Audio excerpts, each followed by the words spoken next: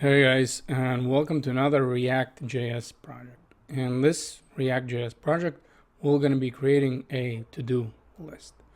Now, during the project, we're going to look at how we can work with controlled inputs and form submission within the React.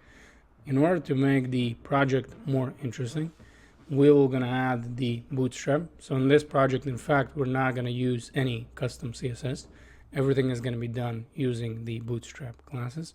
And we're also going to look at how we can add the external module, the npm module, which would be UUID, in order to use the unique IDs for the items. Now, what we're going to be creating in the project, so there's going to be a form. Within the form, there's going to be input, and also we're going to have a submit button. So let's say that first item would be wake up, and the next one is going to be make, and we're going to say breakfast. So this is going to be our second item. Now for the item, once we add the item to the list, we have a few options. We can either delete the item or we can edit the item. So if we're going to click edit, notice the name or the value that we had in the item is going to be back in the input, and also the button value, the button that we had in the form of submit button, we have right now the edit item instead of adding the item. And also we change the color to a green. So let's say if I'm going to delete the edited part, then I'm going to say again wake up, and we're just going to press edit. Notice again I have two items in the list. So if I would want to get rid of the item, I would just press the trash icon, and now we deleted the item. And if I would have multiple items, and if I would want to delete them all, we're just going to press clear list, and now we're going to get rid of all the items. Hopefully guys, you enjoy the project, and let's start working on this project. In order to start working with a project, I'm going to go to a terminal, and I'm going to zoom in so you can see a little bit better what we're doing. And first we would want to navigate to a desktop. So I'm just going to say CD and desktop. Now within the desktop, I would want to create our application. And for this, we're going to use create react app. And now the name is just going to be to do, and we're going to just say to do list. Now, once the scaffolding is going to start, then all the installs are going to be finished, and then we're going to pick up from there. Now, once the create react app has finished installing all the dependencies, we would want to open the application in the code editor. So first, I would probably need to change the directory to the name of the directory that we're going to be building. So in our case, this is going to be cd to a to-do list. And once we do that, let's just open up in the code editor, where in my case, I'm using the Visual Studio Code. So I'm just going to type code and space, and then this is going to be done. Now, once I'm going to be in the code editor, there's a few things that I would want to do, meaning with a cleanup. So first, let me just close this welcome tab, and then let's open up the integrated terminal. So in order to open the integrated terminal in the Visual Studio Code, we would need to press Control and tilde character, which is going to be left of the 1 number in the keyboard. Now, before we're going to start the development server, I would want to install the dependencies that we're going to be using when we are developing this application. So we're going to write npm install, and now we would want to install two things. The first one is going to be Bootstrap, and the second one is going to be UUID. And don't forget to add this -- save flag, so this is going to be saved as our dependency. So now the create react app, or npm to be more precise, is going to be installing these dependencies. And meanwhile, we can just go over here on left hand side where we have the sidebar, and we can just clean up some files here, because we definitely don't need the logo. So we can just delete the logo. Yes, I would like to move it to trash. And second, we would want to go to the app.js, because I'm quite certain that this is going to be importing the logo. So we would want to get rid of the logo, and also we would want to clean up within the app. So let's say that we would want to delete everything that we're going to have within the div, as well the class name over here. And let's just write that this is going to be hello from app. So hello from app component. So this is going to be the text within my app. And you know what, right away we can just get rid of this app CSS, because like I said, we're not going to be using any kind of custom CSS. Now, technically, you could have left it, but just for the sake of clarity, we're just going to go back within the app CSS, and we're going to delete everything that's within the app CSS. So once we're done installing the dependencies and cleaning out the files, now we can start running the dev server, and we do that by npm start. And once we click the return, notice how the dev server is starting to run. Now, as you can see in this tab, this is going to be the application that we're going to be working on. Now, if I'm going to go back and if I'm going to change my mind a little bit, and actually I'm going to say that I would want to start this in the new window. So that way I can just keep the finished to-do list in the separate browser tab. And instead, I'm just going to grab my create React and I'm going to put it side by side. So again, let me maximize the finished application and let me place the one that I had with a separate tab. And let's just put it side by side with a create React tab. So once we're done with a setup, now we can start working on the project. Our application is going to consist of 4 components, and they will going to be app component, where we're going to be holding the state and the methods, as well as to do input, where we're going to have the form. So every time we're going to add the item, we're going to use that with a form, as well as to do list and to do item. So to do item would be for each and every individual to do item. Now, first we would want to create the UI for this project. So let's go back to the create React tab, and within the source folder, let's create 3 components. So let's say the first one is going to be the folder. So within the source, we would want the components folder. So we're going to say components. So this is going to be the name of the folder. And within this folder, the first file that we're going to be creating is going to be to do input, and this is going to be JS. Now this is where we're going to place the form. Now obviously we can write it the long way, or we can use the React snippets that we have, the extension that we have installed, and we're just going to press RCC. And once we're going to press return, notice we're going to get our class-based component. Now, if you don't have the extension installed, the extension name is going to be very straightforward. The ES67 React Redux GraphQL and React Native snippets. So this would be the extension that you would need to get. And once you have this extension, then it's as easy as just writing the names of what you would want to get, whether this would be the import statement or class component or functional based component. So once we create our first component to do input, let me just close the sidebar here. So first let me minimize it, and second I would want to close it. And within here we can just write that hello from to do input, just so we know that this input is going to be working. So I'm going to say hello from to do input. And like I said before, this is where we're going to be placing the form. Now let me open up again the sidebar, and as you notice, we'll have the components, but within the components, there's 2 more files that we would want to create. Now the first one is going to be to-do list. So to-do list JS. So this is going to be our first one from the list. And again, we're going to be using the class-based component. So we can just type RCC and let's say hello from, and we're going to say to-do list. Again, we're just doing this just so we know that everything is working, and before we add any kind of other functionality or presentation, we'll just want to know that all our imports are working correctly. Now, last but not least, within the components, there's going to be to do item and JS. So this would be the name for the item. Now, again, for the item, we can just do a class-based component, and we're going to say hello from the item, and obviously it needs to be written correctly. Now within the to do item, we would want to import it to a to-do list. Now to-do list and to do input, we're going to be importing in the app.js, because as you can see that we have the form on the top and the to-do list is going to be on the bottom. However, the actual to-do item is going to be imported within the to-do list. So let me say first the to-do item, and notice with a snippet we have the export default So we're right away exporting this as a default. So if I'm going to go back to a to-do list and we're going to say import, and now we're looking for the to-do item. So let me write to-do item. And where are we importing from? Well, it is in the same folder. So if we have to use the relative path, we just say dot / and now we're looking for the item. So now we're importing the item.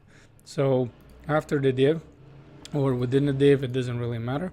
We can have this to-do item. So first one could be hello from a to-do list, and the second one is going to be to-do item. So I don't know. We can just say, you know what, this is just going to be hello. So let's just rewrite this as a hello, and still within this div, we're going to have our to-do item. So I'm going to say to-do item. So now we're importing everything correctly. And the moment we're going to import this to a app.js, we should have all the items working. So let's go back to the app.js and let's import the to-do item and to-do list. So first import, then we're looking for the to-do input. So this is going to be our first import. We're going to say from, and now since again we're using the relative path, we need to go to components first, and then we need to look for the to-do input. So basically for the form. And let me just copy and paste this. And let's say instead of to-do input, we're going to be looking for the to-do list. And also we would need to change the file name, of course. So here we're going to say, you know what, we would want to import from the to-do list. Now these are going to be two components that we would want to render in the main app. Now again, we have the hello from the main app. So again, we have a few options. We can either leave it there and just add these items for now. So let's say to do input. So this is going to be for the form. And the second one is going to be to-do list. So let's write to-do list. And now we should have all our components ready to go. So as you can see, now we have the hello and we have the hello from the to-do item. Now, like I said, we imported the Bootstrap. So we should be able to use the Bootstrap. And how we can use the Bootstrap once we have imported the module, or once we have installed the module, but obviously we would need to import. Well, we're going to go back to the app.js, since this is going to be the main component in which we're going to be rendering all our components, and we're just going to import it. So we're going to write very simply, I'm going to say import. Now, what are we importing? Well, we're importing Bootstrap.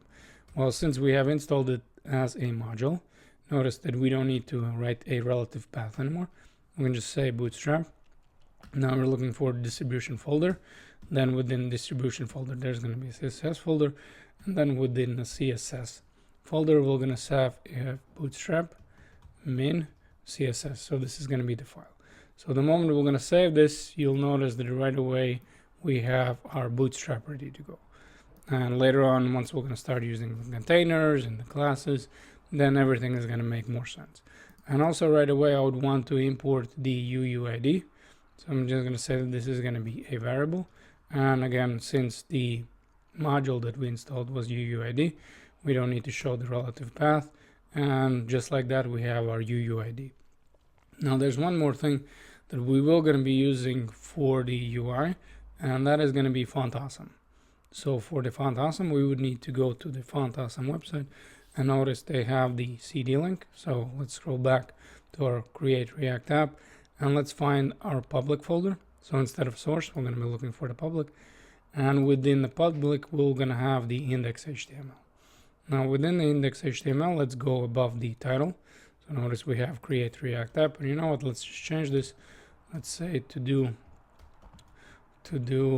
list in React. So this is going to be the name. And let's just copy the CDN. And the moment we do that, we should have access to our Font Awesome icon. Now I have all my components open. So I have app.js, to do input, to do list, and to do item. And just in case you were wondering, I did delete right away the app CSS because we're not going to be using any CSS. And so I deleted the import, as well as I just deleted all app CSS. Now you don't have to do that. I just did it because I thought this is going to be a little bit simpler for me. So let me close the sidebar first, and let's start working on the app container. This is going to be the first item that we're going to be working on. And right above the div, let's first create a container. Let's say that this is going to be the container. Now within the container, there's going to be a row. And again, these are going to be the Bootstrap classes. And then we're going to have a column. Now the column is going to be spanning 10. And you know what? Let's just do it very simple. Let's say that there's going to be a column, and now we're going to be adding the rest of the classes. Now for the rest of the classes, there's going to be column 10. So let's say column 10. And that means that on the extra small screen, this div is going to be spanning 10 columns wide. However, we would still want it to be in the center. So we're going to say MX auto. And once we're going to get to a medium size screen, we're going to say that the div is going to be spanning 8 columns. As well, there's going to be a little bit of margin to the top, so MT4. Now, right now, as we're working, there is a mistake because we have 2 adjacent divs. So what we would want is just to grab this to-do input and to-do list.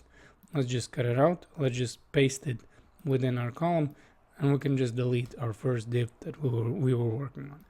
And right above the to-do input and to-do list, we're going to have a heading 3. And within heading 3, we're going to have a few classes. Now, the first class name is going to be text capitalized. So text capitalize as well as text center. So these are going to be the classes, the Bootstrap classes that we're going to be adding. And within the heading 3, let's just write to do input. And now if everything works correctly, we should have our working columns and our working application with a Bootstrap. Now we still have hello from to do input because we obviously haven't changed anything, as well as hello and hello from the item. Now first, we would probably want to work with a to do input since there's going to be our form. So let's scroll up to the to do input. And in this case, we're going to have our div that's going to be a card. So instead of just having simple div, we're going to write a div that's going to have a class of card and class of card body. So this is going to add some padding, as well as we're going to add a margin. Top bottom is going to be 3. So this is going to be our div. Now within a div, there's going to be a form. Now for now, there's not going to be any action, and we're just going to not going to write any kind of methods. We're going to say that there's going to be a form, and within the form, we would want the input group.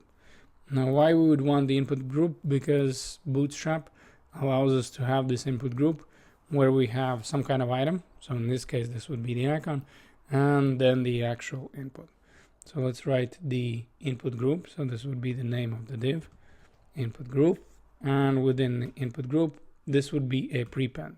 So there's going to be another div with a class of input group prepend. So this is where we're going to be placing our font awesome icon.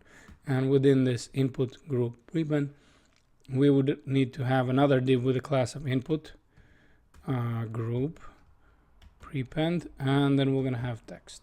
Or you know what? Not prepend, we're just going to say input group text. So this is going to be the class that we're looking for. And since we would want to add the blue background color, we're going to say BG primary, which is going to be Bootstrap class. And let's just make text white. Now within this input group text, this is where we're going to be placing our font awesome icon. So we're going to write FAS, FA, and now we're going to be looking for the book. Now this would be the input group prepend.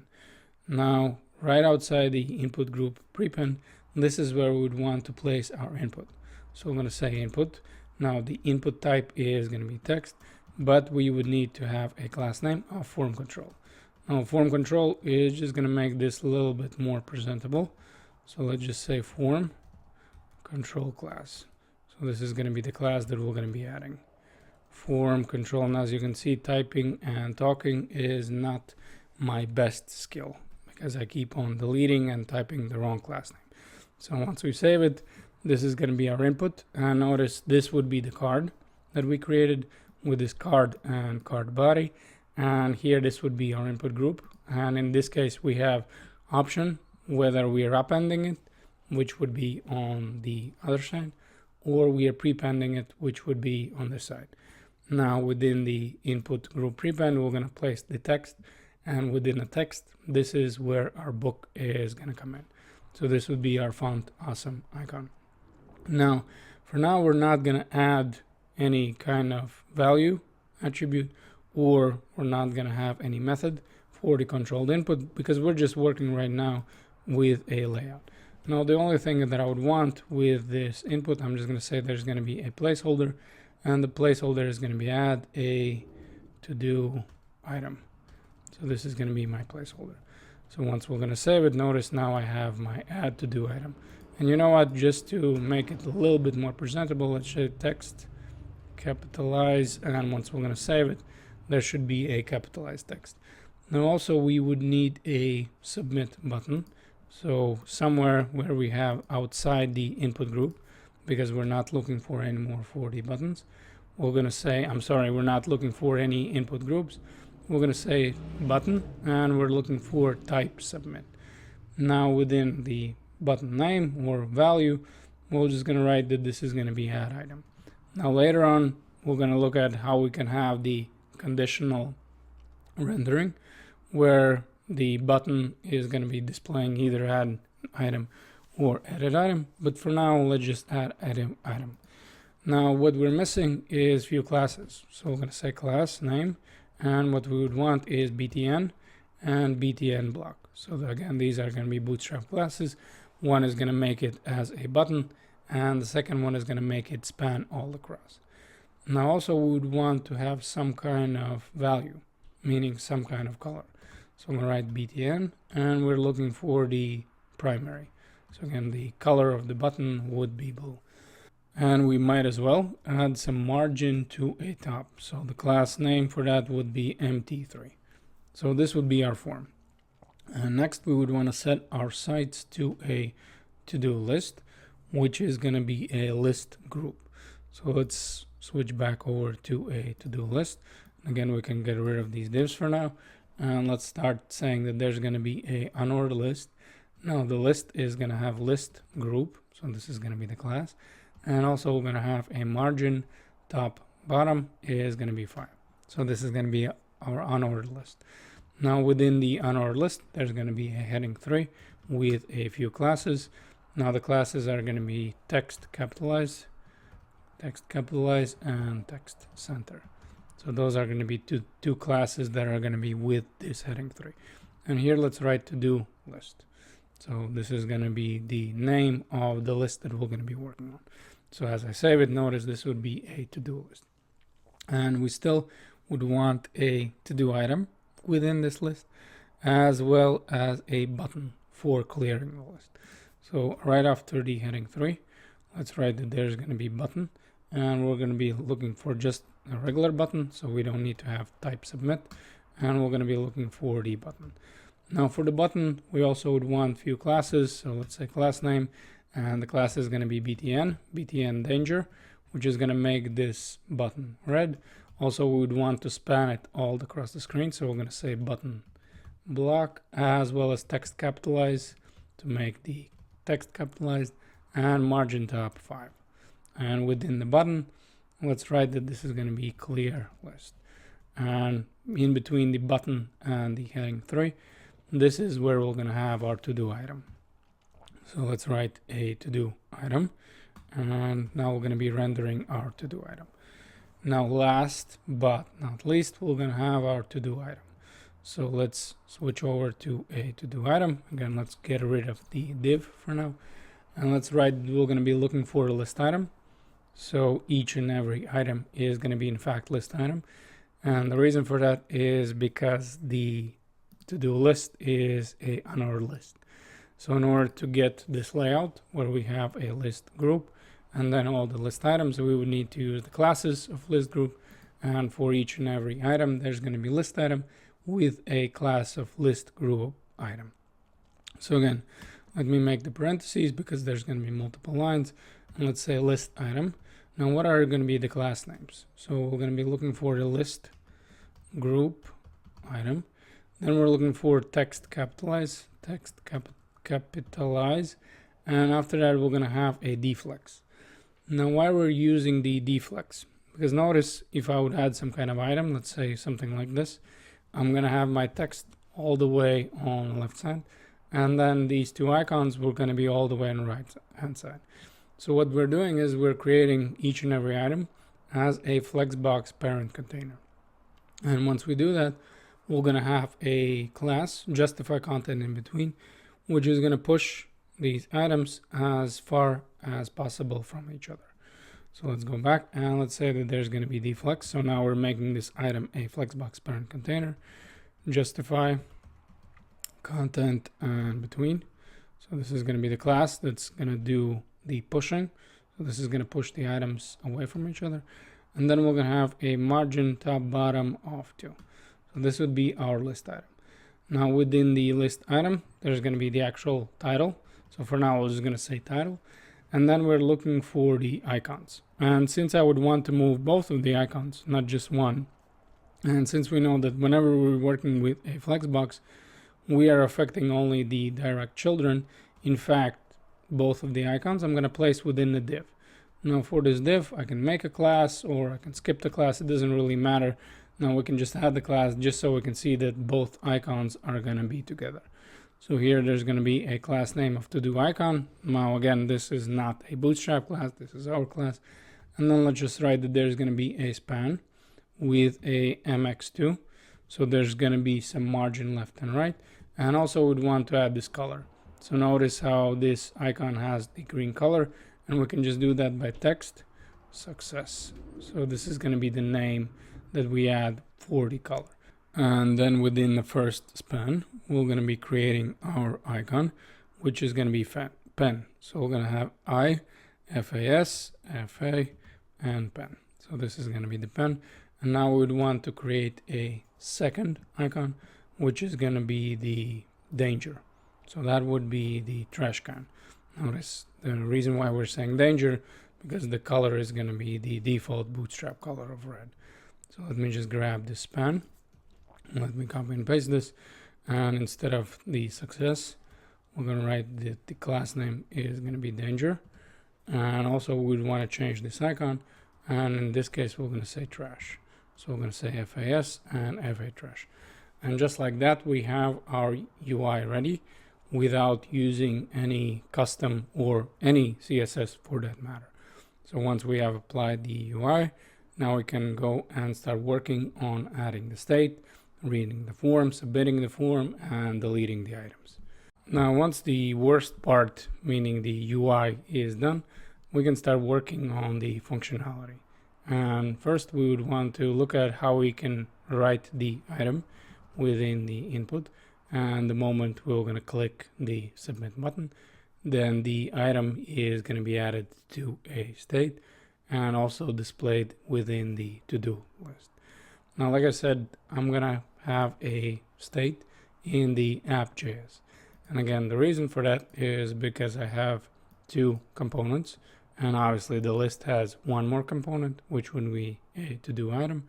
And in order for me to pass the state to both of them, I would need to have some kind of component that is going to be a parent container.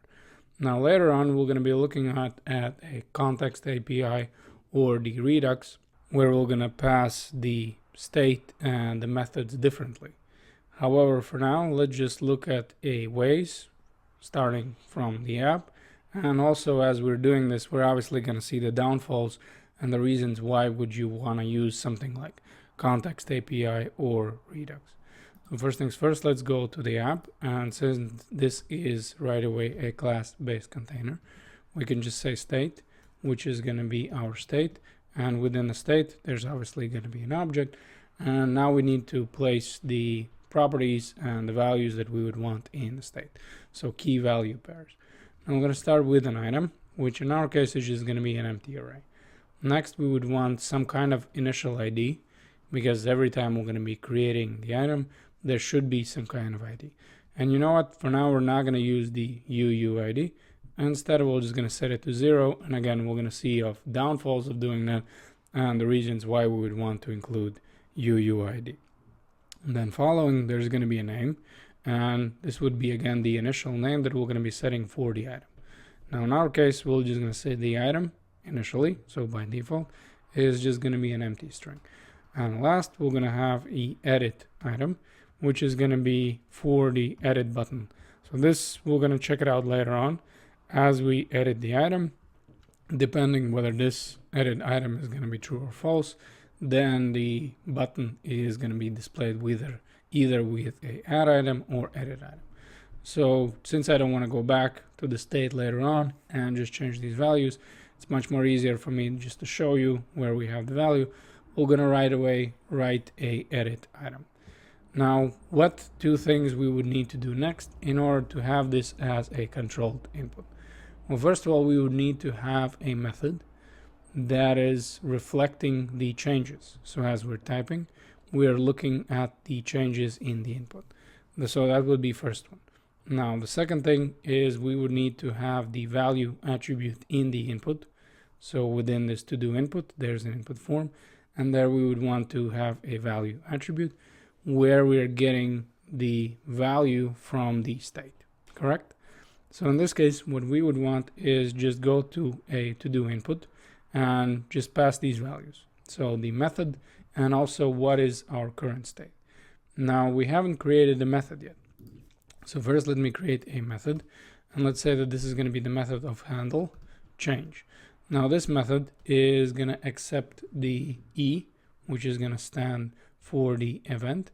And as we're making changes, we're also going to change the value within the state of property of item. So here we're passing the event. And then since this is going to be an arrow function, since I don't want to do any binding within my constructor, and we're going to say that we're looking for the event. And as we're listening for the event, we right away would want to make changes in the state. Now, in order to make changes in the state, we need to use this dot set state. And then since we have the object of state, we're only interested in the item. So as we're going to be typing something, we're going to be looking for event, target, and the value. So now every time we're going to be typing anything in the form, we're in fact going to be preserving the value in the state since we have this handle change method. Now, obviously, in our interests is passing both, whether this is going to be this dot state as well as the handle change. Now, how do we do this? Well, we're going to go to a to do input, and we're going to pass both of them. We're going to pass the item. So this is going to be our first prop. So we're passing them as props. And the first prop is going to be this dot state, and we're looking for the item. And the second prop is going to be handle change, which is going to be equal to what? Well, we have the method of this dot handle change. So this dot handle change. So this would be the method. So those are the two things that we're going to be passing to a to do input. Now there's going to be more methods that we're going to be passing, but those are the two things, the item and the method that we're interested in right now. So let's go to a to do input, and let's just grab these values. Now, how can we grab the values? We know that we can do the structuring.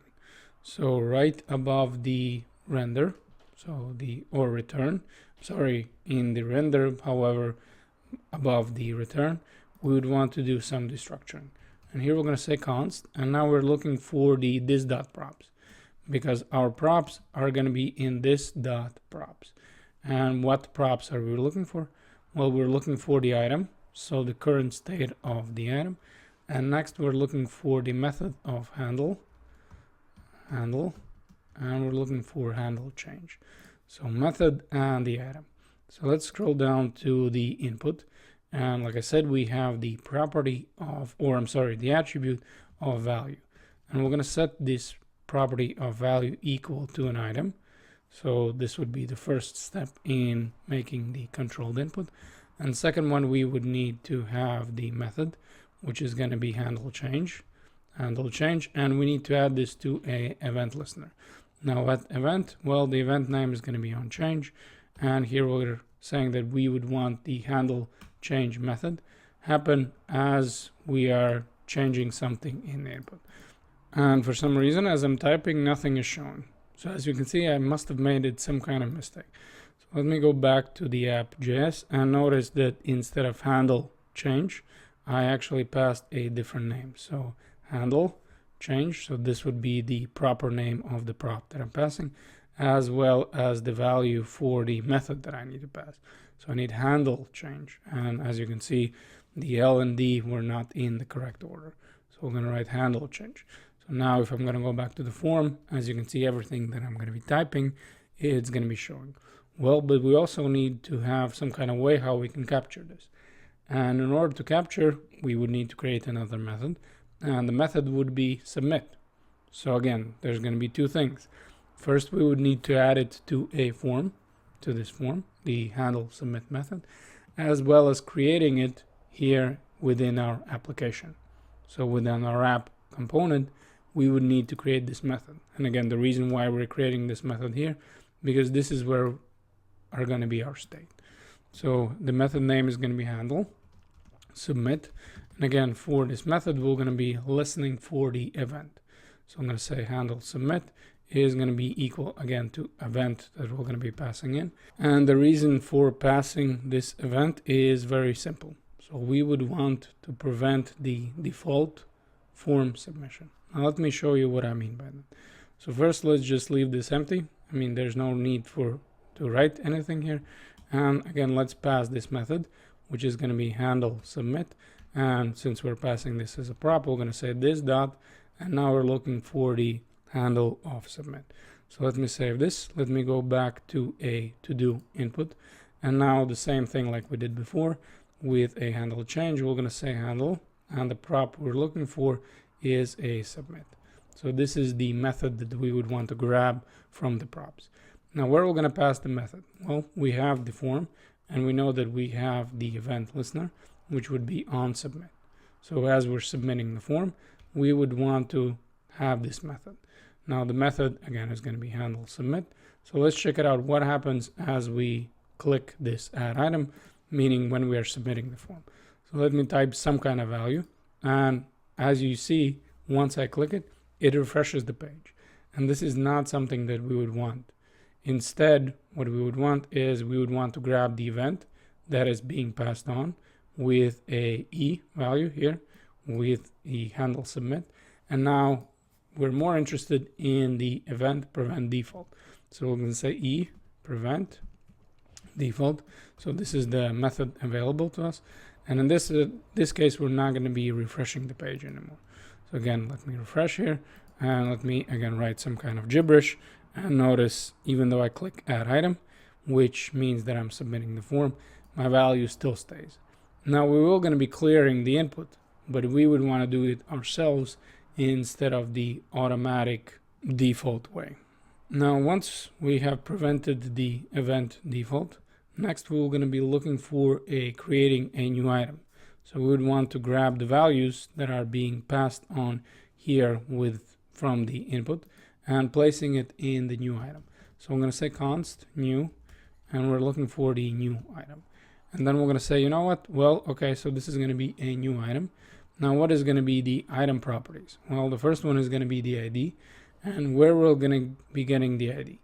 Well, we're going to have our initial ID within the state. So we're going to say this dot, and we're looking for state and ID. As well, we know that as we're handling the change, we are changing the value within the state. So as we're going to be typing, we're going to be changing the value that is item, which would start as an empty string. But since there's onChange method attached to our input, there's going to be value in the item. So we also can right away grab the item value.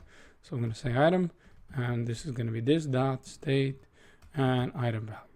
So now we created new item. Now what is the next thing that we would want? Well, we have right now the items, which is a completely empty array.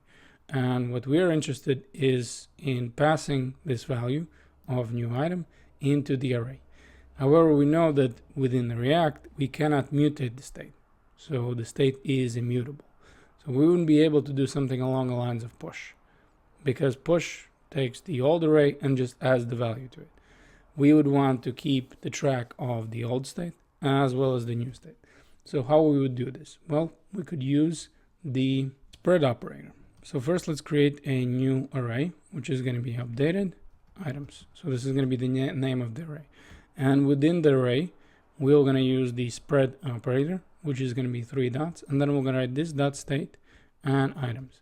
So this is going to grab everything that's within this array.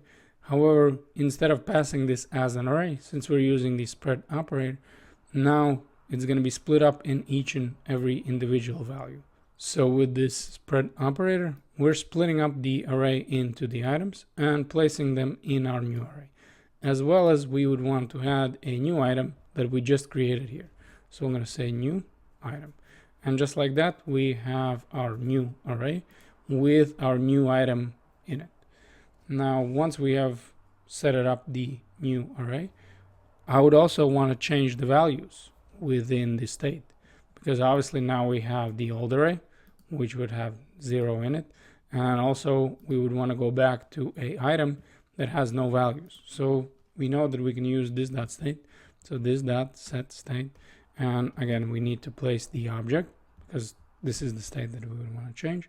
And first, let's decide what we would want to change. Well, we would want to set the items equal to updated items. So the items array with a new item. So I'm going to say updated items. And again, as you notice, we didn't change the state directly. Next, we would want to set the items back to a empty string, because notice as we're typing something here, there's a event target value. So there's handle change method that is changing this from the empty string to the actual value that we're typing here. So let's go back and let's say that the item is going to be in fact again empty string. And now we need to decide what to do with an ID, because initially it was very easy. We just grabbed some kind of value with a 0. And as you can see that right now we would need to decide what we're doing with ID, because obviously the next item again needs to grab the ID and we will need to reuse this ID. So what we can do about it? Well, we can make some smart JavaScript, and it's definitely possible. However, it's probably going to be easier if we're finally going to use our UUID. And what UUID is going to do is just going to create a unique ID. So instead of the 0, what we can do here is we can just say UUID, and then we need to run it as a function. So notice we'll kind of have our UUID, and now instead of 0, this is going to be unique ID. So the same thing we're going to do it with a set state. So I'm going to set ID, and this is going to be some kind of unique ID. So I'm going to say UUID, and now I'm just going to run it. Now the last thing that I would want to pass is edit item, and I'm just going to set it to false, because for now we didn't change anything from add item to a edit item. And just to show you that everything is working, let's just console log the item that we're going to be getting. So let's say we would want a console log, and within the console log, we just want to console log the new item. Now we have the handle submit, we have the handle change. So if we're just going to open up the console and check it out, everything should be working. So we have our console open, and let's just write some kind of value. So let's say that this is going to be the item that I would want to add. And once I'm going to click the submit, notice what I have in the console. So first of all, I have the ID, and this would be this unique ID that I'm talking about. And the second one would be the value of the item. And as you can see right now, we cleared our item in the state. So item in the state is clean, as well as we have created a new ID. And we can check this out by, again, typing some kind of gibberish, and notice, do you think those IDs match?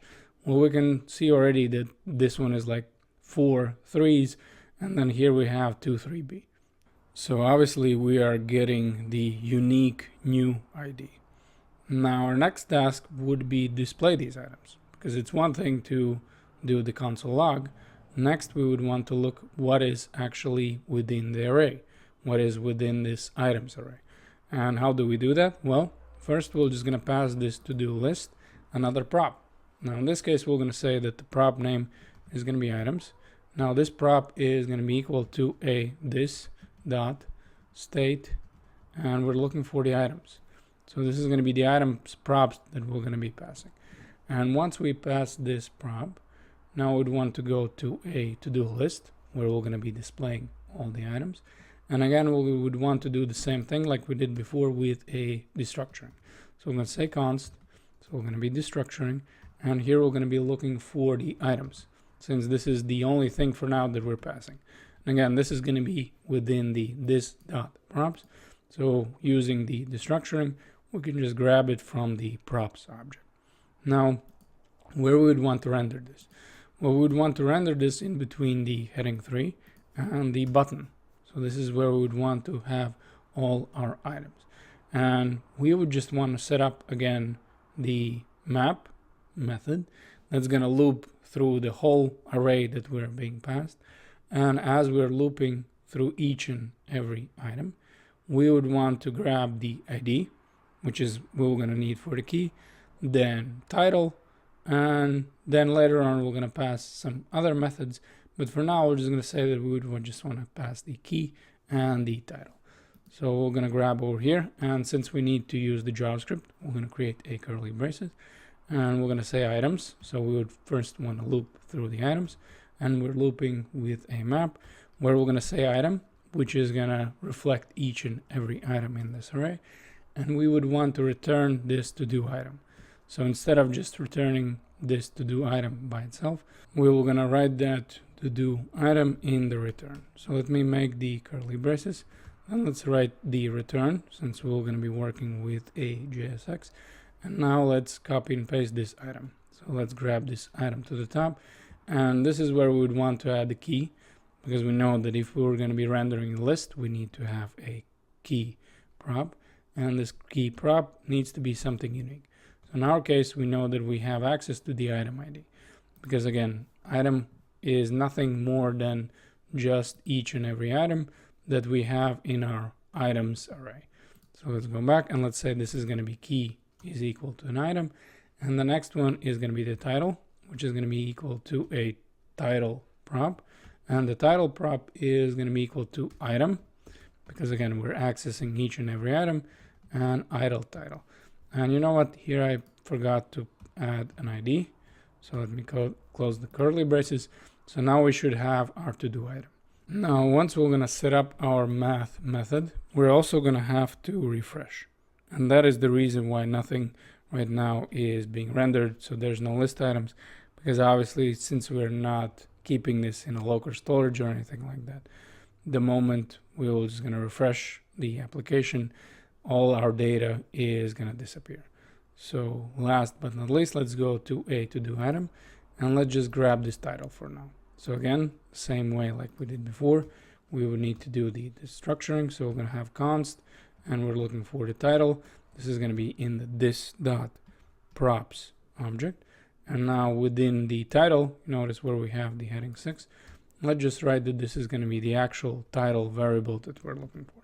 So we're going to say that we're looking for the title. And once we're going to save this, if everything goes correctly, as I'm adding some more items, so let's say again we're going to start with a wake up, and we're going to click add item. Notice here I'm going to be looking for the item. Now also there's an issue though, there is no title.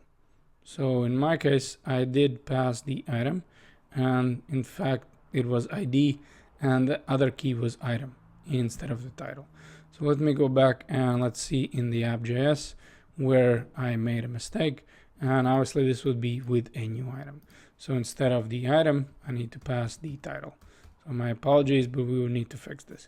Either we fix the title property here, or we would need to change what we're trying to get out of the each and every item in the to-do list.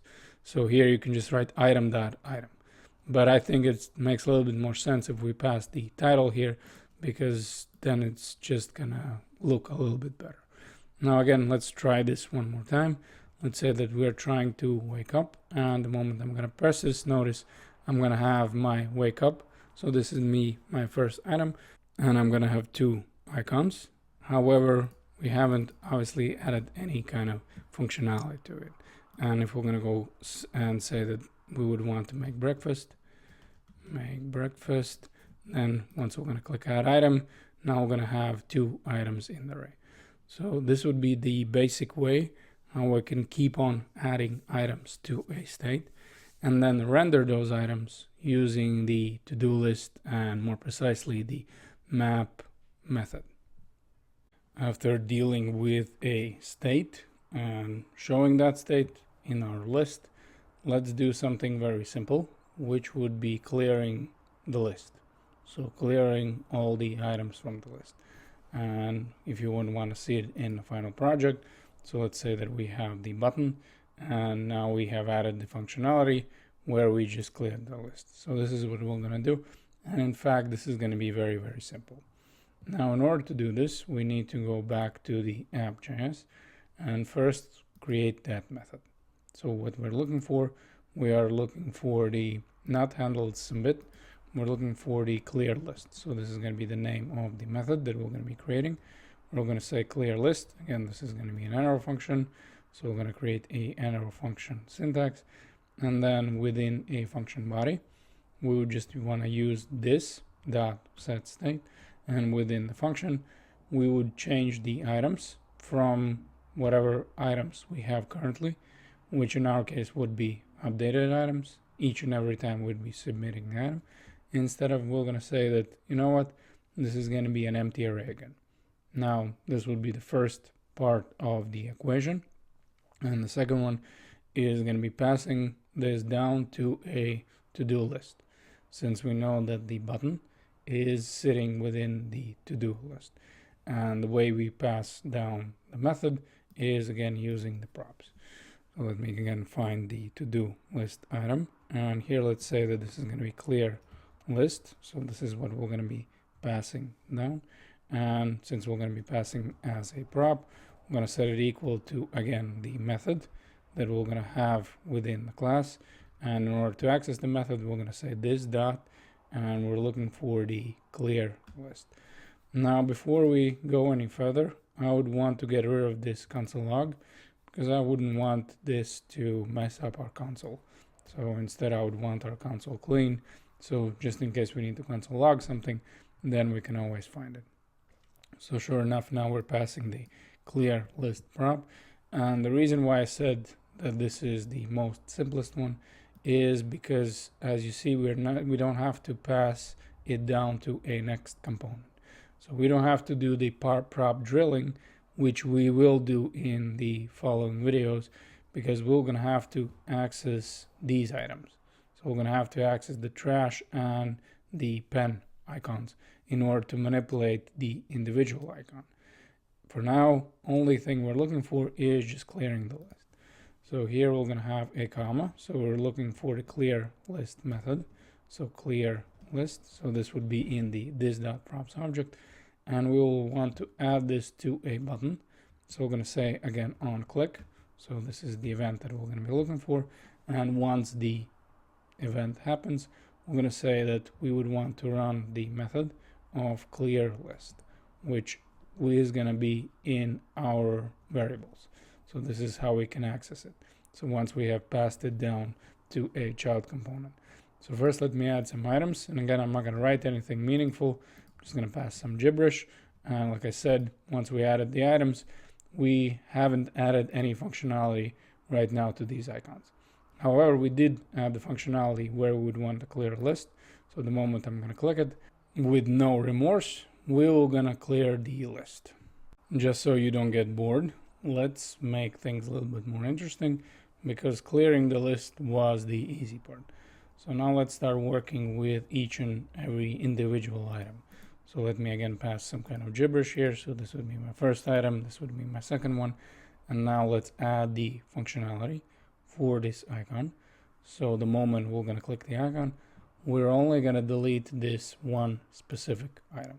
And this is going to be the perfect example of prop drilling, where we're going to be passing the props to the components that in fact wouldn't want or wouldn't need those props, but we need to pass them through because we have our component structure, where if you noticed, we have the app, then within the app we have the to-do list, and within the to-do list we have the to-do item.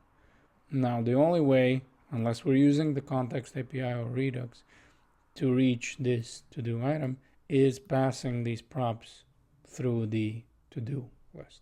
So this is something called prop drilling, and this is the reason why, well, that's not the only reason, obviously, why you would want to use context API or Redux, but this is a definitely unnecessary pain that context API and Redux helps to solve. Now let's go back again to the app.js, and first we would need to create a method. Now what is going to be the method? The method is going to be handle, and we're going to call this delete. So hopefully I'm correctly writing this. So handle delete, and for this method, we will gonna have to get an ID, because obviously we're not clearing the list anymore. We're not gonna do the set items is gonna be equal to an empty array. In fact, we would just want to filter the array, so filter the items, and remove the item whose ID we're clicking on. So again, this is going to be an arrow function. So let's write what we would want to have here. Now, let's say that first we're going to be looking for a specific item. We obviously have the ID. So once we get that ID, once somehow we're going to pass this ID, then we're going to create a new array, or we're going to say filtered items, or we can just call this sorted items. It doesn't really matter. So filtered items. Now, why I'm saying we're getting the new array? Because if we're going to use the filter method is always going to return a new array. Now, what array are we going to filter? Well, we have items array in the state. So we can just filter this item and return all the items that do not match this ID. And once we're going to get that new array, we're only going to display the items that do not have this ID. So I'm going to say this.state, and then we'll have the items, since this is the array that we're going to be filtering. And now we'll have a filter method. Now for the filter method, same how we work with a map method, we pass in the callback function. Now the callback function is going to be applied to each and every item in the array. Now here I'm going to pass the parameter, which is going to represent that each and every item in an array. And I'm going to say only return the item if the item ID, which we know that we have the item ID, since each and every item has this property, does not match the ID that we're passing in. So here we're going to write item ID. And since we're using the arrow function, we are doing the implicit return. So we don't need to write return. We're just saying if the item ID, and now we need to say does not match. Instead of matching, we need to say does not match this ID. And if this is the case, then return to this filtered items. Now, once we have the filter items, next we would want to change the items that we're going to have in this.state. So again, we would need to use this.setState. So to change the values, we cannot access the state directly. We always need to use this.setState. And we're going to write that the items are going to be equal to what?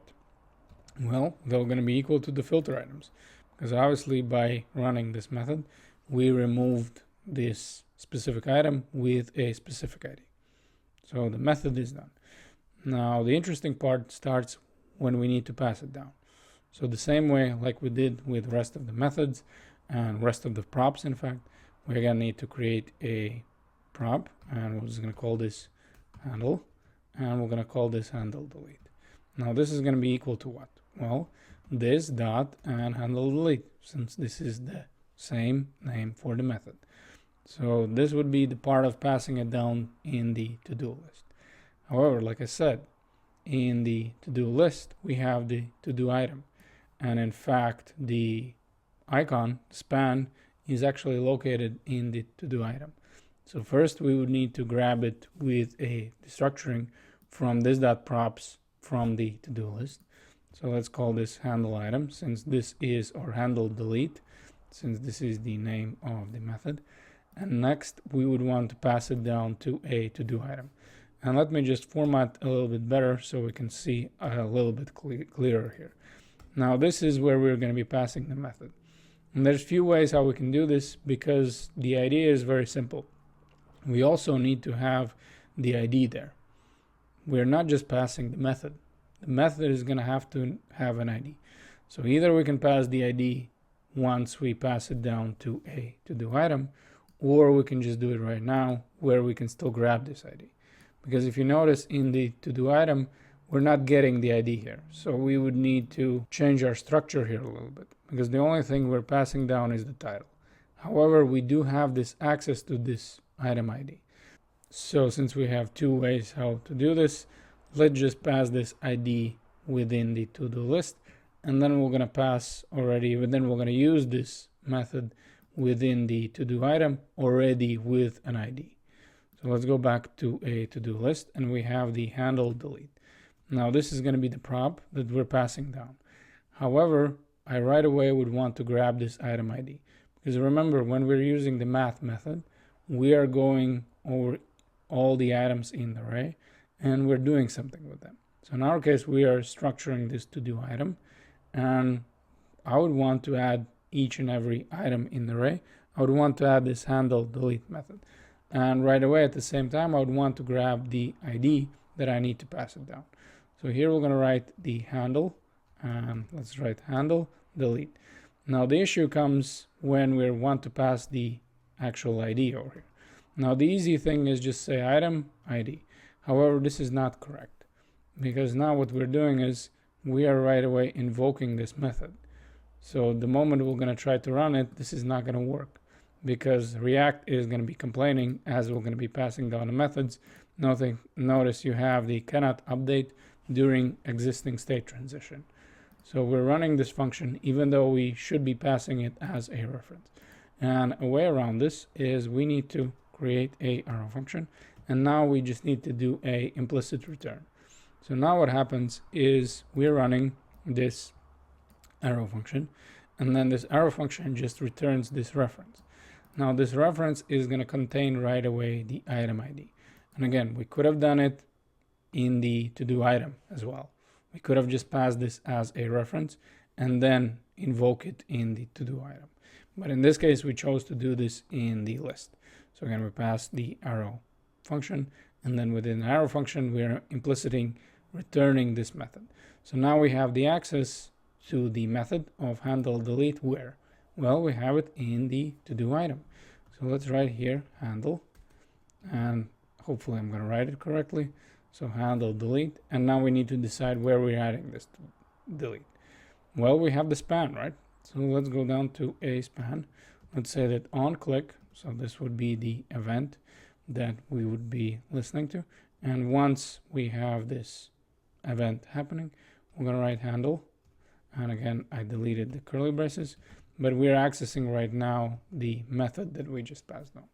So again, let me add some mumbo jumbo gibberish. And now I have two items. And notice if I'm going to click this one, the second one is going to disappear. Now, maybe in this case, it would be better if we're going to actually write something that makes sense.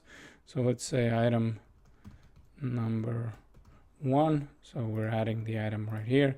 And then we're going to have the item number 2, just to make sure that we're for sure deleting the correct item.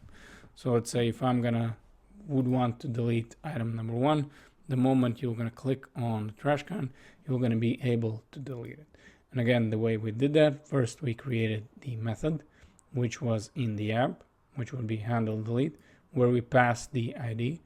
However, we needed to do a prop drilling, where we passed first to a to-do list, which in fact, you can look at it and you can say, well, the to-do list didn't need this. We didn't need this handle delete, because the only thing we did is we passed it down to a to-do item. And this is something that Context API and the Redux is going to help you with. Now, last thing, once we get to the item, we're right away going to pass it with a ID, since we have access here to ID. But again, we could have done this the same thing within the to-do item. The only thing we would need to pass the ID from the to-do list, and then do the same thing where we have the arrow function, we're just passing this method here. So we just passed it in the to-do list. And once we do that, we have access to ID, and then we filter the array that we have, array of items, and we just delete the specific item that we clicked on. The last challenge in this project is going to be working with a edit icon. So we would want to add the functionality to a edit button. So once we're going to click the button, we're going to be able to edit item. Now, how this is going to look. So let's say we have item number 1, and here this would be the edit item. And once we're going to click it, notice, first of all, we remove it from the list. So these are going to be similarities with a handle edit that we just finished. And now we would want the title actually in the input. And obviously, last but not least, we're going to work with this button, where we can change the button depending whether we're clicking edit. And once we're going to click the edit, now notice we're going to get back our item in the list. So let's go back to the app.js, because we would want first to create our method. and the method is going to be handle edit. So let's write handle edit. So this would be the method name. Now this method is also going to be accepting the ID. So as we're writing this as an arrow function, we need to pass the ID, because we're going to be using this ID to access specific item that we have clicked on, as well as filtering the items like we did with a handle edit. Now, once we have the handle edit method, we would want to pass this down. So let me copy and paste this. So this would be the method. And now I'm going to create the multiple cursors, and we can just do this by pressing Alt and the key where we would want to place the multiple cursors. And let's write that this is going to be handle edit method that we would want to pass it down. Now, once we pass it to a to-do list component, next we're going to want to pass it down more to a to-do item. So again, we can do the same thing where we handle edit instead of handle delete. So we're not going to, again, discuss the same things like we did with a handle edit, with a handle delete, because we already covered them in the last video. So now only thing we're doing, again, we're passing some kind of method that does require the ID.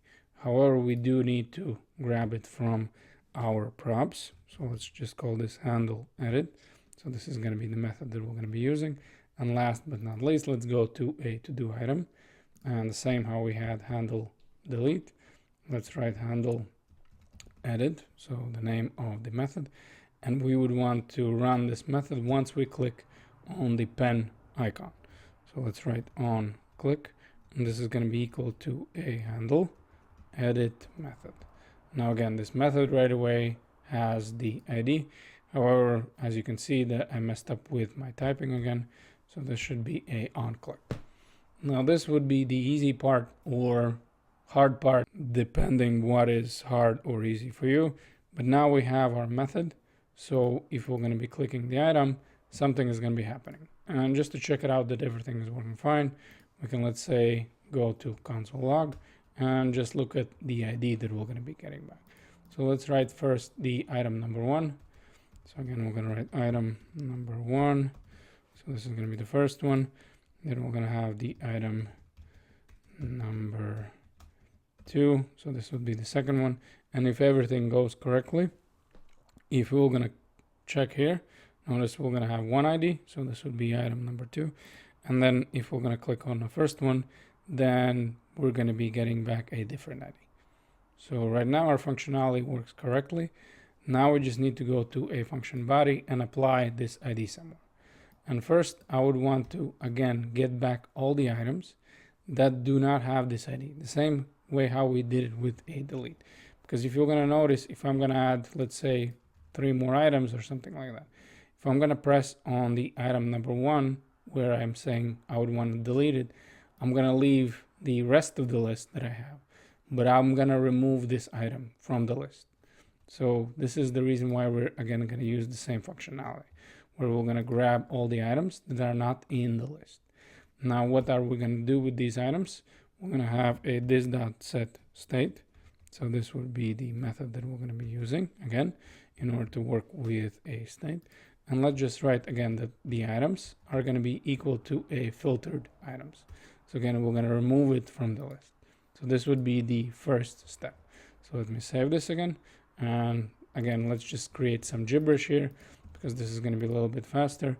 And if I'm going to click on the second one, check this out. So now my first one is going to be gone. So far so good. We can clear the list. Now the next objective is going to be getting the value that I have from the title all the way in the input. So how we're going to do this? Well, actually very simple. We have the next property that we have in our state object, which is what? Well, we have item here.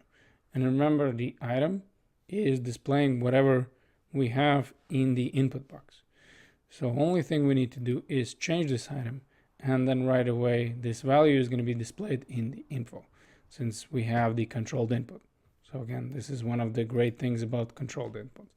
So instead of filter, which will gonna return array, we can use another method that works exactly the same, but is designed for a single item. Now, what is the method name? Well, that is find. So we can just write const and let's say selected item, selected item. So this is going to be the name of our variable. I'm going to say this dot state and items. So again, we're looking through the same array, or we're looking for specific item. We don't want to return the array. We'd want to just return one item. So we're going to say find, and again, we're looking for the item. And in this case, we're going to say if the item ID does match the ID that we're passing in. So just get me back that item. And since we have our selected item, if we would want, we could just console log this. So we can just say console log selected item. So this is what we're going to be console logging out. And maybe in this case, let's just write something that makes more sense. So number 1, and the second one is going to be number 2.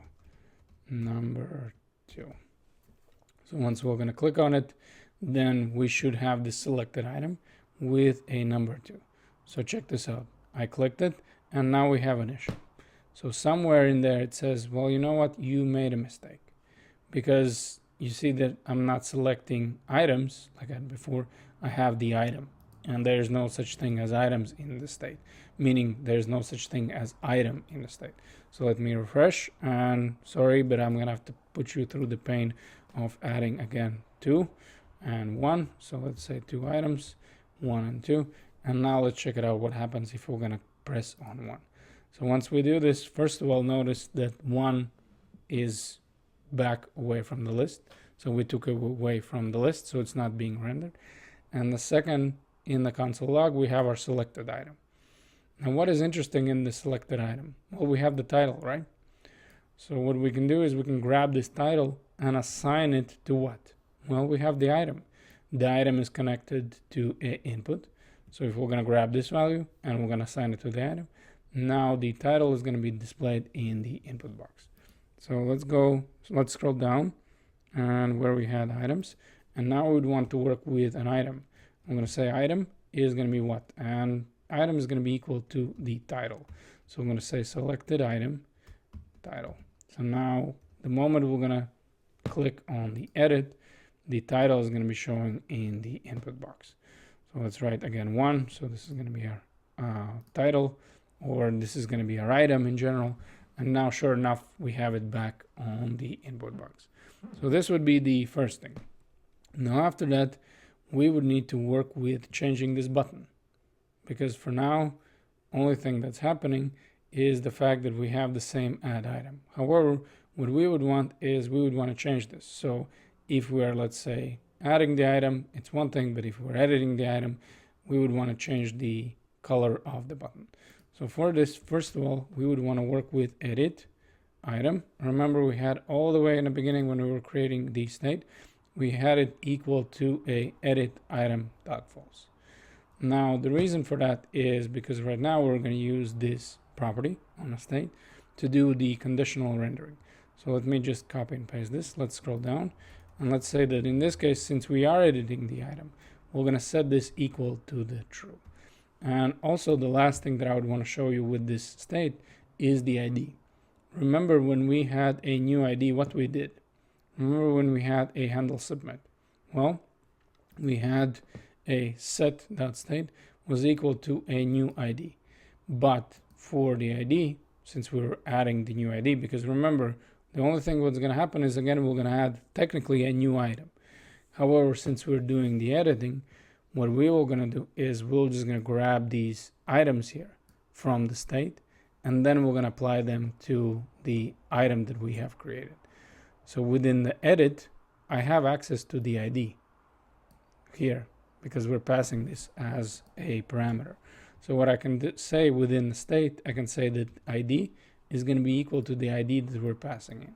So instead of grabbing the UUID that we originally set in there, we were going to override it, and then once we're going to create a new item, we're going to be able to access this, because the only thing we're accessing this dot state ID. So once we run handle the submit, instead of reading the UID, which was by default, we will going to override this, and we're going to say, you know, this is going to be the same item that we already picked on. So this would be with a this dot set state. Now the interesting part comes with changing this button, because like I said, we would want to change it to a different layout where we had a different name, first of all, in the button, and second, where we have the different color for the button. Now, in order to do this, we would need to grab this value with edit item, and depending whether this is going to be true or false, there's going to be a conditional rendering in the input. Now, how do we grab the value? We pass it as a props. So here we're going to say this edit item, and we're just going to set it equal to, again, this dot state, because this is in the state. So this dot state, and we're going to say edit item. So now we're passing this value down as a props. And if we're going to go back to a input, so we're going to go to do input, and if we're going to do again the structuring, we're going to have the edit item. So now we're again grabbing back from the props. Now, if we're going to go down to a button and we're going to look at the button, this is where we're going to do the conditional rendering. First one we're going to do with a class name, because depending whether the edit item is true or false, we're going to have one class as well as the name. So notice right now we have the same name, just add name. Well, in this case, what I would want is I would want to access the JavaScript, because I would want to do some kind of logic, and I'm going to say edit item. So the prop that we're just passing down, and here we're going to be looking for a ternary operator. And I'm going to say that if edit item is true, so if we have clicked the icon here with an edit item, because remember, we only set the edit item to true once we clicked the icon, the pen icon. So if we have done that, and if the edit item is equal to true, then what? Well, then we're going to say the name in the button is not going to be add item, it's going to be edit item. However, if the name is not going to be, so if the edit name is not going to be true, instead if it's going to be false, I'm just going to write add item. So this would be the first conditional rendering that we're going to do. And let me refresh, and let's say that again, this is going to be item number 1, and let's pass this, and let's notice what's going to happen. So now as I passed it here up in the input box, first of all, we got the title, and second, notice the value changed. So now we don't have any more add item. We have edit item, because we did the conditional rendering. And if you're wondering why we had originally false, because remember, whenever we were doing the handle submit, we set it again back to the false. So even though right now it is edit item, the moment that I'm going to click this, this is going to go back to a false, because this is the setup that we're doing. Now, this would be the first thing. The second one that we're interested is the fact of changing the class. So right now we have the blue color, but we would be interested in the green color. So how do we do that? Well, let's go back to a to-do input, and let's look at a class. And what we need to understand is that we can write the same thing with a classes. So let me start this in a new line. So let's say that this is going to be the class name. And instead of having this button block, let me just cut this out. So let's say here that I'm just going to cut this out. And within the class name, I can still work with my JSX. So how do I do that? Well, I'm going to say that here's going to be a edit item. And again, I'm going to be checking for the values. So if the edit item is going to be true, what I would want to do? Well, then I would want different classes. So again, here, let me go back, and I'm going to pass this as a value. So as you can see, we're passing this as a string. Instead of passing this down as a primary, I'm going to say, you know what, this is going to be success. So this would be a success button. However, we also need to have a colon, and we need to look at what if the value is false. So what if the normal value with a add button? Well, then we're going to have a primary like we had before. So primary like we had before. So idea again is very simple. We're doing the same conditional rendering with a ternary operator. Instead, however, we're doing this in the class because we're still operating within the JSX. So I can just access some JavaScript. So I can say, you know what, if this parameter, if this item that we're passing down, if this is true, then these classes are going to be returned to a class name. However, if we're passing this as a false, then second type of classes are going to be returned. So once we're done with this conditional rendering, now let's again add 2 more items. So 1, and in this case, we're going to say 2, and let's just check it out. So once we add the item, we can just go back and let's say, you know what, edit item, since now the value is actually true. So this would be the second value. And now we also have it in the title.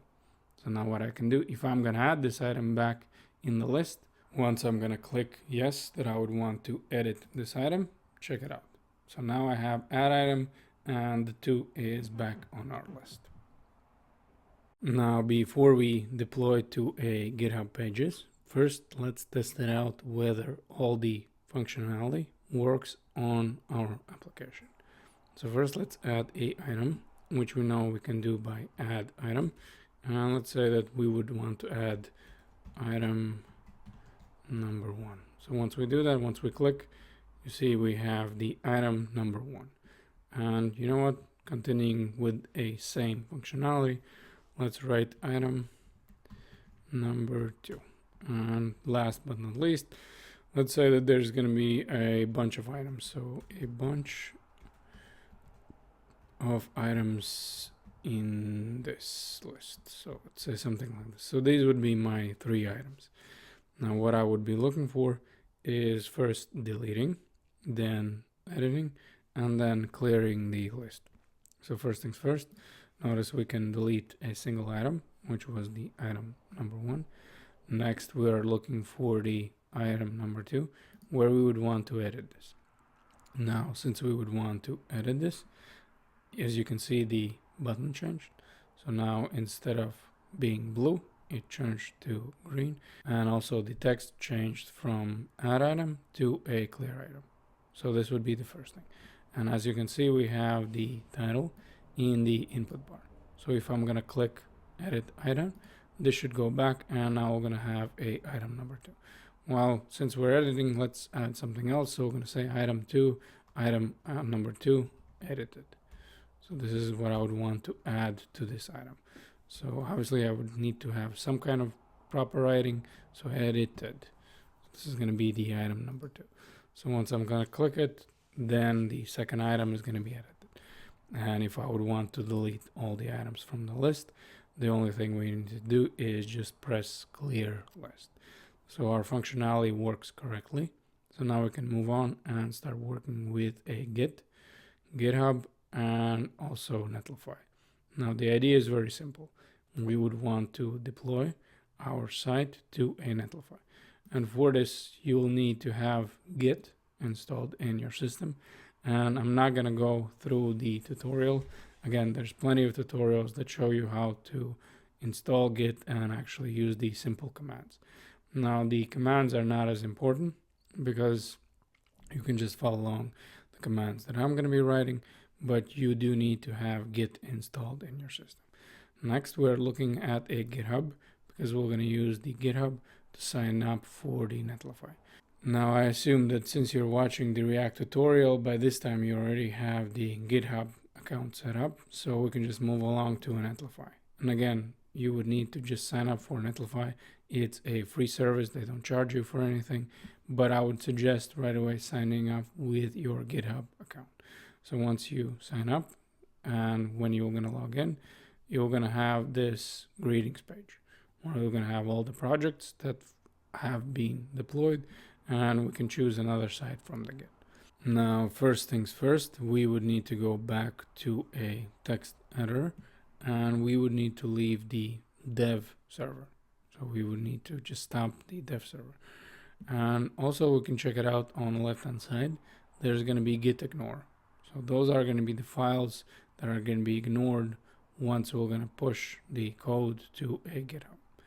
Now, how do we can start the GitHub? Well, the thing is, this is by default the Create React app set up as a Git repository. So the only thing we really need to do is just add the files that we would be interested in adding to our GitHub repository. So in our case, we're going to say git add. So we'd want to add them all. And next we would need to write git commit, and now we would need to have some kind of commit message. So in our case, you know what, I'm just going to say message, and the message is going to be first commit. So this is going to be my first commit. Now once we write the command, notice right now it shows what files have been added to a commit. And once we have finished with a commit, this is where the GitHub comes into play. So let's go back to a GitHub and let's create a new repository. Once we have the new repository, we will need to come up with some kind of name for this repository. Now the name that I'm going to choose is going to be to do, or you know what, react to do list. So this is going to be the name of my repository. And after that, we're going to click create repository. And what we're interested is this line of code. So this is going to be the address where we're going to be pushing from our text editor or from our integrated terminal to a GitHub. So let's grab this. And now what we're doing is we're adding the remote address. So let me clear the integrated terminal and copy and paste this. So once we're going to press return, now this is going to be the address where we're going to be pushing to a GitHub. And in order to push it to GitHub, we're going to write git push. So this would be the name of the command. And after the git push, now we would need to write u and origin is going to be master. So now we're adding these files to a GitHub. So if we're going to go back to GitHub and refresh, we should have our files ready to go. So this will be the first step of adding it to a GitHub. Now, once we have added the files to a GitHub, then the next step would be adding them to a Netlify. And like I said, this would be the greeting page where we have an option of new site from Git. So let's go back. And as you can see, they say create new site, and we're looking for a GitHub. So let's look for the GitHub, and within the GitHub, this is already authorized. So now we are just need to find the repository that we just created. So if we're going to have a React to-do list, sure enough, this is going to be my React to-do list. And only thing we need to do is just click here and notice that it right away runs the npm run build. And if you remember, that was something that Create React app was doing when we needed to build our application for the production. So in here, we don't need to change anything. We don't need to add anything. The only thing we need to do is just click deploy site. And right now the deployment is in progress. And once Netlify is going to be done deploying it, you're going to have your project set up ready to